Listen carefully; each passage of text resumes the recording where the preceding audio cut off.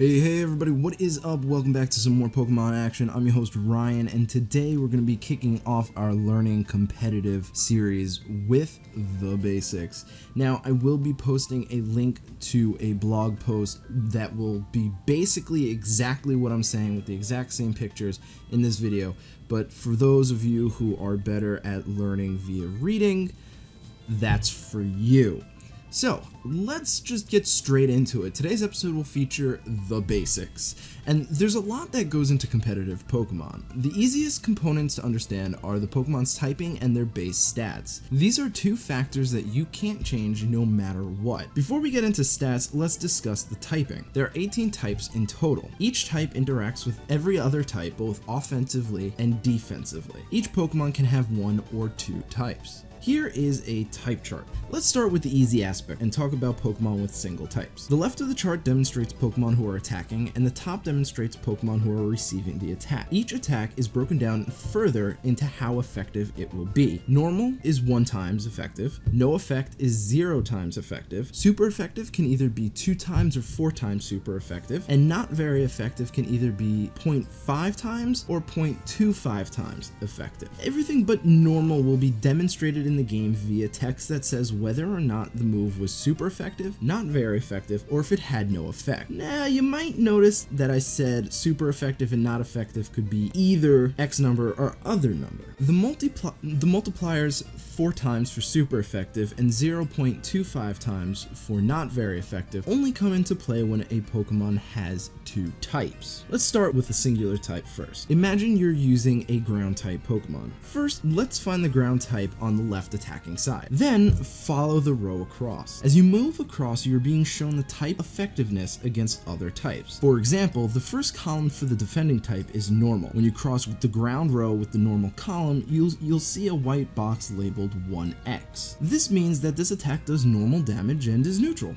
No extra damage happens. However, as you continue to move right, you'll come across a black box labeled 0x under the flying type column. This means that no matter what you do, your ground type attack will never do a single ounce of damage. The defending type, flying in this case, is immune to this type of damage. Continue moving right and you'll come across a green box labeled 2x under the poison column. This indicates that the ground type hits the poison type for super effective damage, or 2 times the damage that it normally does. Finally, continue right until you reach a red box labeled 1/2x under the bug column. This is the opposite to the green boxes. This means that your attack is not very effective and will do half its normal damage. And that's the basics of type. Now let's talk about dual types. For our example, let's use the Pokemon Ferrothorn. Ferrothorn sports the typing of grass and steel. Now that we know Ferrothorn's typing, let's take another look at the type chart. The best way to explain this is to look at both the steel and grass columns at the same time. What I want to demonstrate is how dual types are effective defensively, as offensively there is no change. Outside of a few attacks can only be of a single type, making a dual typed attacker not necessary to discuss. So back to Ferrothorn. If you compare both the steel and the grass columns, you'll notice that they share some red and green blocks from the same row. This is where the 4 times and 0.25 times multipliers come into play. Let's first look at the fire row. If you look at the fire row and both the steel and grass columns, you'll notice that both grass and steel take 2 times damage from fire. However, Ferrothorn sports both these types. That means instead of taking 2 times damage from a fire type move, Ferrothorn will now take 4 times damage. Now, take a look at the grass row in comparison to the grass and steel columns. You'll notice that both grass and steel types take 0.50 times damage from grass, or half damage. Similarly with the fire type, since both of Ferrothorn's types resist grass, Ferrothorn takes a quarter of the damage from grass types attacks. And that, my friends, is how to work with typing. There's a lot of types and different matchups to go through, so don't feel ashamed if you have to reference a type chart during battle. As time progresses, you'll eventually remember matchups in which types have which effectiveness. Now, before we move into stats, there's one last thing to discuss in regards to typing, and that is the same type attack bonus, or stab for short. Stab grants a Pokemon a 50% power increase when they are using an attack that is of the same type that they are. For example, if our Ferrothorn from earlier used a grass type move, its power would be increased by 50%, regardless of what type you're attacking. Ferrothorn will also get this bonus with its steel type attacks as well. Typing Sniping aside, let's talk about stats. As shown on the screen, there are 6 different stats: HP, attack, defense, special attack, special defense, and speed. These numbers are fixed. You can influence how they grow, which we'll cover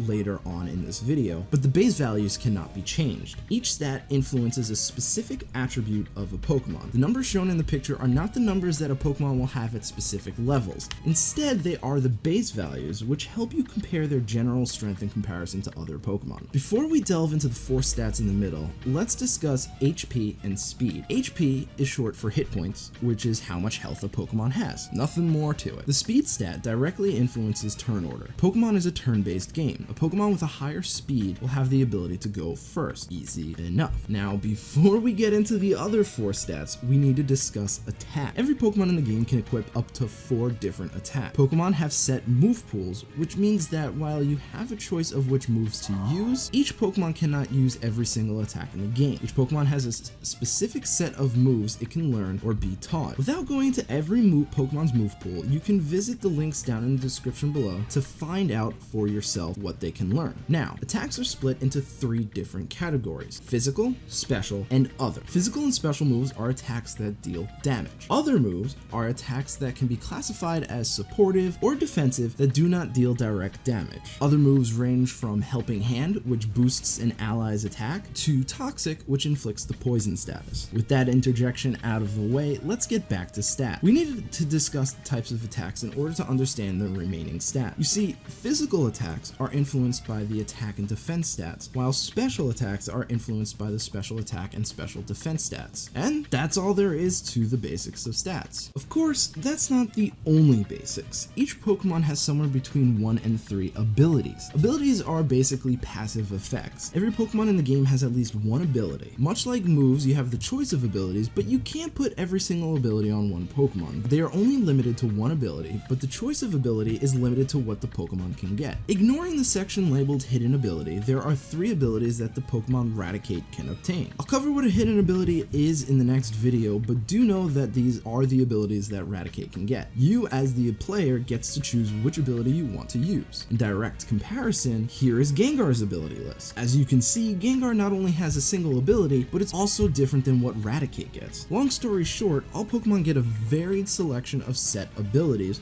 ranging from 1 to 3. Every ability has some sort of effect, and although most are positive, some can be negative. Next up is a quickie. Let's talk items. Every Pokemon has the ability to equip a single item. Much like abilities, items are passive effects. Unlike ability, almost every single item can be used on every single Pokemon, with the exception of a few, such as Megastones, which are Pokemon specific. Items come in various forms and effects. Take, for example, the Life Orb. As you can see from the picture on screen, a Life Orb is an item that, when held by a Pokemon, increases their attack's power by 30% while sacrificing 10% of its max HP per attack that hit. This is what an item does. Not all items increase power. Some will increase the defensive stats, some will increase your speed, etc, etc. Items are crucial, but since there are so many, it's up to you to find out which is good for your specific set. In the description down below, there will be a link to show you all the possible items that you can choose. Do note that Megastones only work with the associated Pokemon. For example, Gengarite only works with Gengar. Certain items, like the Thick Club, only work with specific Pokemon such as Marowak. And finally, that not every single item listed in that link will have an effect in competitive battles. For example, anything listed under the Pokeball menu can be held, but will give you no added effects. Finally, let's discuss the last 3 components that go into a competitive Pokemon. I'm going to describe them in the simplest way possible, and the next video will feature how to influence these components. To begin with,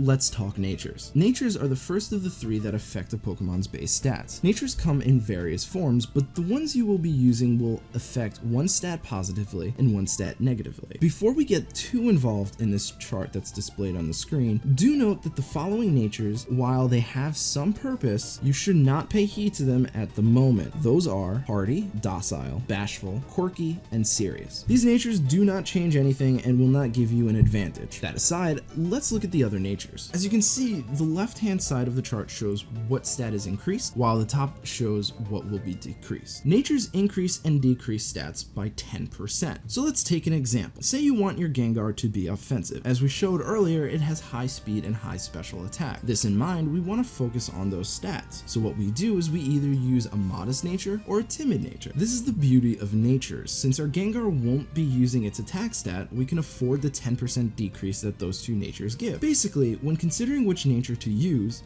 consider which stat you want to take the most advantage of. Moving on, we come to individual values, or IVs for short. These are numbers that are added during the breeding process, which I'll explain in the next video. Much like natures, IVs influence the base stats. IVs come within the range of 0 to 31, where 31 is the strongest. The image on screen is taken from a Sun and Moon trailer, but it demonstrates how IVs influence stats. The image on the right is a Pikachu with low IVs, and the image on the left is the same Pikachu with 31 IVs across the board. As you can see, the change isn't huge, but it's still a change nonetheless, and something that you need to focus on. And finally, we have effort values, or EVs for short. These are numbers that are added during the training process, which again, I'll explain in the next video. Much like IVs in natures, EVs influence stats. However, the influence is much greater. The top image on the screen shows a Gengar with no EVs, and the second picture shows a Gengar with EVs. Before we dive into the difference, note that each Pokemon can only have a total of 510 EVs. You can't go over that limit, however, you can go under. Not that you really want to. Now, look at the stats to the right of each image. Notice how for special attack, it goes from 296 to 359 with 252 EVs. This is what EVs do. For every 4 EVs that you put into a Pokemon, you'll receive a single stat point. It doesn't sound like much, but as you can see with this example, Gengar gained a whopping 63 special attack. Last but not least, I wanted to give you guys a few websites that are excellent with resources. To start with is Cerebi. It has the most up-to-date database of everything you'll need to know, from where to find a Pokemon to what moves they learn and so on. It also features some forums where you can always go to find some help. Another website that you can use is Smogon. Now, we'll delve into formats and team building in later videos, but Smogon is the go-to place to look up user-created movesets. It also features another forum. The other website is Nugget Bridge. It's very similar to Smogon, but its content is purely VGC, a competitive format. It doesn't have individual movesets either, but it prominently features teams that were used in official competitions, and it also has a forum. Finally is Showdown, and unlike the other three, this one's actually an online battle simulator. What's good about this is you can play around with your moveset and see how EVs, IVs, and natures affect your Pokemon's power. And that's it, my friends. There's nothing else to say in terms of just basic features. The next episode will feature breeding and training and how to get your Pokemon prepared for the next steps. So thank you guys so much for watching. I really do appreciate it, and I hope to catch you guys at the next episode. Peace.